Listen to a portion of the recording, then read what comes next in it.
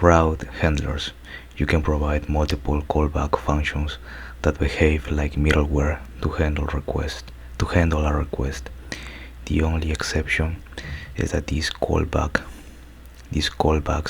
might invoke next open parentheses inside single quotes route. To bypass the remaining route callbacks, you can use this mechanism to impose preconditions on a route, then pass control to subsequent routes if there is no reason to proceed with the current route. Route handlers can be in the form of a function, an array of functions, or combinations of both as shown in the following examples. A single callback function can handle a route. For example, we have app.get open parentheses. This argument we have inside of single quotes we have /example/a. We have the request response, the arrow function, res.send hello from a exclamation mark. More than one callback function can handle a route. Make sure you specify the next object. For example, app.get open parentheses, we have inside single quotes /example/b. Next argument we have request response, and next arrow function we have the console.log, and we have this message inside the single quotes. The response will be sent by the next function. Then we call next open parentheses close parentheses, and we close the curly braces. We put comma outside.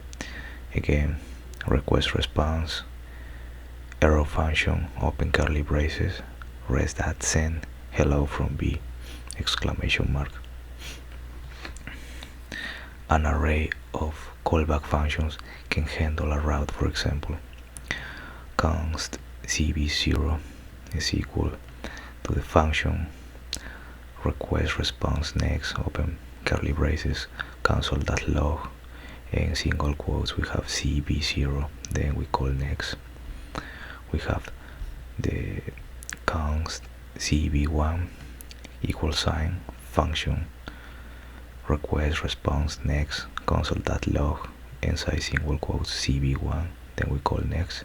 Then we have const cb2 equal sign function request response. We didn't call next this time, so res.send hello from c, and then app.get is gonna be inside single quotes /example/c.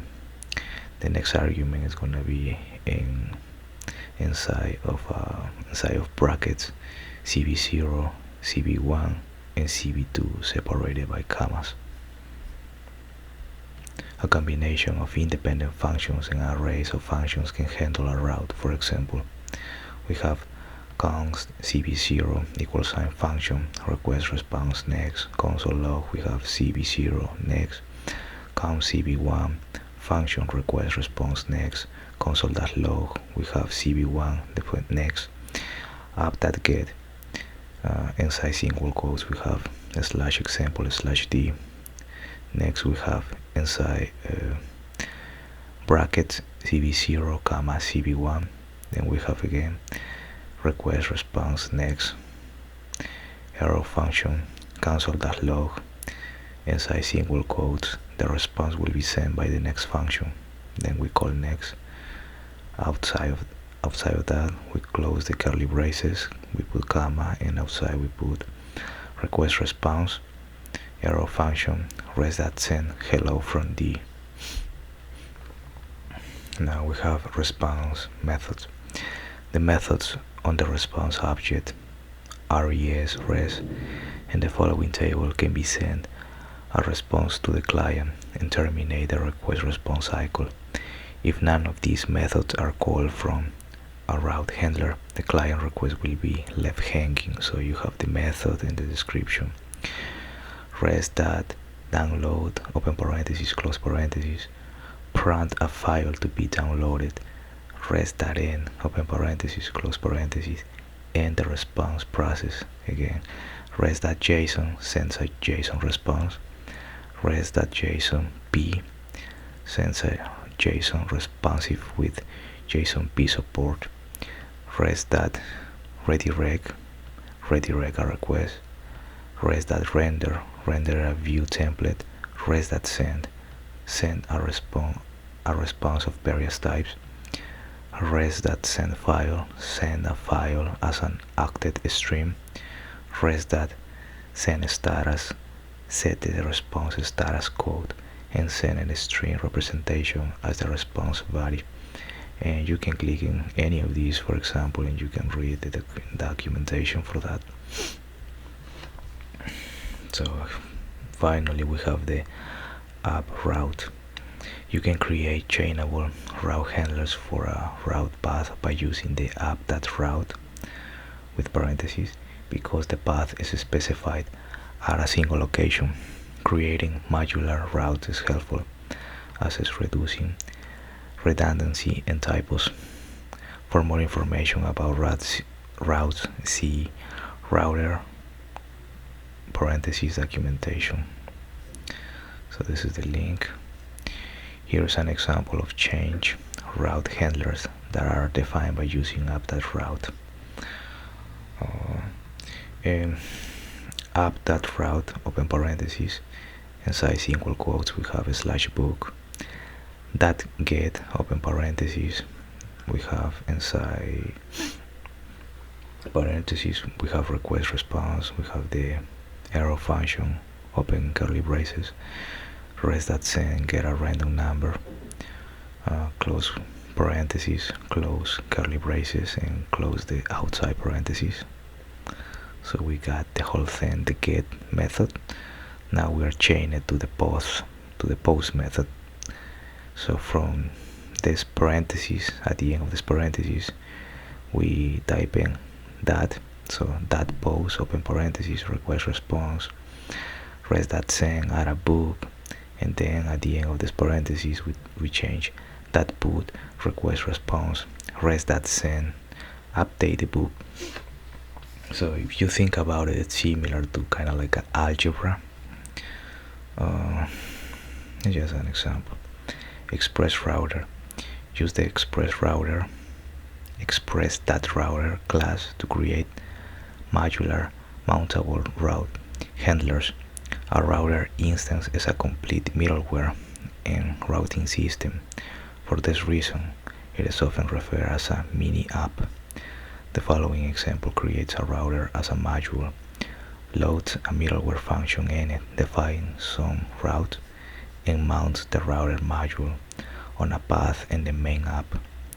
Create a router file named bird.js in the app directory with the following content. So here I have my VS Code, and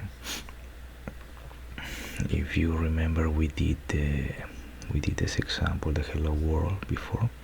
So, and in the same folder that you did your hello world, pretty much you're gonna create a file, a JS file called birds.js. So it's gonna be here in the root, not inside of the modules. It's gonna be here in the root next to the index. And when I say root, and this right now, this is the root. For example, if you would create something that would be, if you create a folder, I don't know, something. Okay, so I created, where's my folder? Oh, I created a folder inside of the modules. So where is it? Something. Okay, let me delete it. Okay.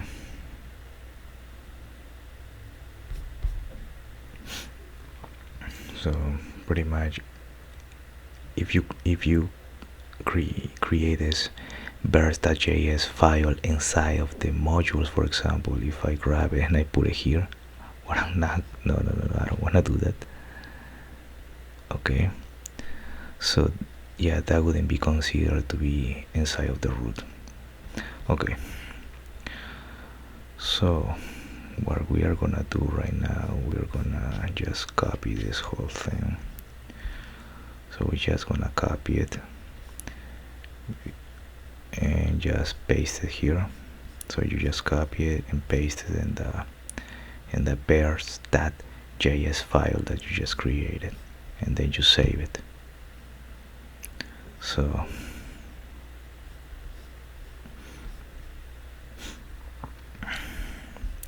then load the router module in the app. So this is the router module. We copy it and we paste it, and we paste it in the index. This is the index that we created using the hello world example, and you just paste it like and you just paste it after the port 3000. You just paste it right here. Then you save it, you close the file, and now you type in node index.js. Wait a minute.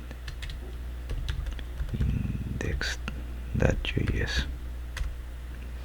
So now it's listening on port 3000. So we go to port 3000. Hello YouTube world. Okay, yeah, that is the one.